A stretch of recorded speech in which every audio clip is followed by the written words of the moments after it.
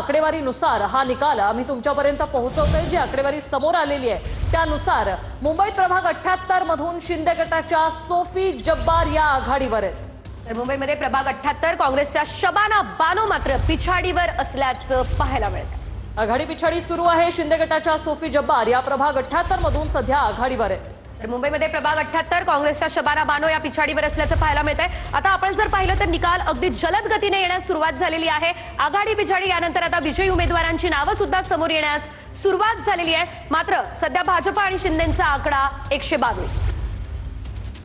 मुंबईत प्रभाग 78 मधले हे चित्र। शिंदे गटाच्या सोफी जब्बार या सध्या आघाडीवर आहेत, तर काँग्रेसच्या शबाना बानो या मात्र सध्या पिछाडीवर असल्याचं दिसतंय। छत्रपती संभाजीनगरची आकडेवारी भाजप 58, शिंदेची शिवसेना 12, राष्ट्रवादी केवळ 1, तर एमआय मात्र 33 जागी आघाडीवर आहे। ठाकरेंची शिवसेना 6, तर काँग्रेस एका जागी आघाडीवर आहे।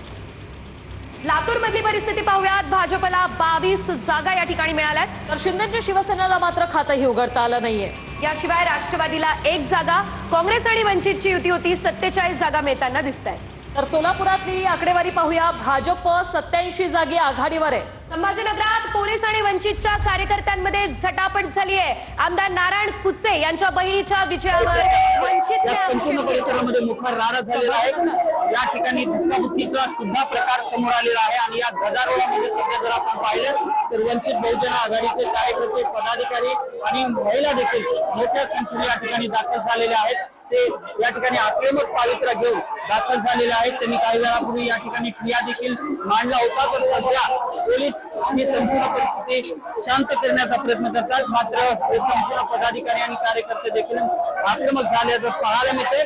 पोलीस बंदोबस्त या ठिकाणी मोठ्या प्रमाणात वाढवण्यात आलेला आहे। मात्र आता पोलीस कशा पद्धतीने ही संपूर्ण परिस्थिती हाताळतात आणि पुढे नेमकं काय घडतं हे पाहणं देखील महत्वाचं असणार आहे। सध्या मात्र या ठिकाणी मोठ्या प्रमाणात गदारोळ सुरू असल्याचं पाहायला मिळते। कॅमेरा पर्सन प्रमोद मी अशोक काळकुटे, TV9 मराठी, छत्रपती संभाजीनगर।